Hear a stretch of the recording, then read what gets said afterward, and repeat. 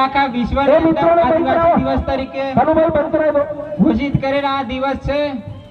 તો આજનો દિવસ એ એક આજનો એવો દિવસ છે કે ગોકુળની અંદર ભગવાન શ્રી કૃષ્ણનો સમયે એક જ અવાજ અને એક જ કોલાહલ થાય છે કે નંદ ખેર આનંદ ભયો જય કનૈયા લાલ કી.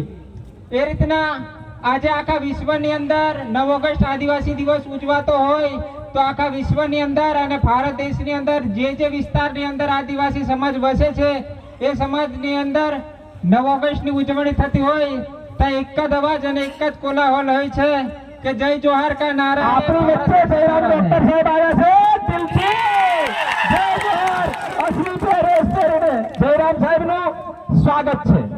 ચાલો આગળ અર્જુનભાઈ. પહેલા તો મારો મુખ્ય મુદ્દો છે કે ભ્રષ્ટાચાર અને સરકારની બેદરકારી. પણ હું આદિવાસી સમાજમાંથી આવું છું એટલે આદિવાસી સમાજ વિશે મારે બે બોલ બોલવા એ મારી ફરજ બને છે. અહીંયા જે ખુરશી પર ફોટા મૂક્યા છે એ 1947 પહેલા ભારત દેશ આઝાદ થયા પહેલાના મહાન ક્રાંતિકારીઓ હતા.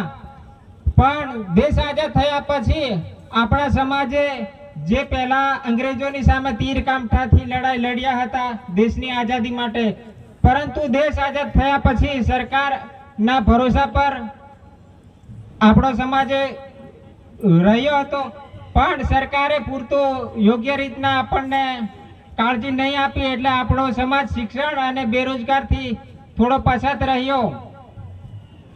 પણ આદિવાસી સમાજ એ પોતે પોતાનું ખાવા માટે અને પોતાના જીવન માટે ખૂન પસીનાથી મહેનત કરીને ખાનાર જો સમાજ હોય તો એક આદિવાસી સમાજ છે. તેના માટે એક સન્ની દેઓલના પિક્ચરની અંદર એવું કહેવાય છે કે ये तो खून पसीने की कमाई हुई रोटी की ताकत है कातिया, ये तो खून पसीने की कमाई हुई रोटी की ताकत है कातिया. તું કહે તો ચાટો અને તું કહે તો ભૂકો.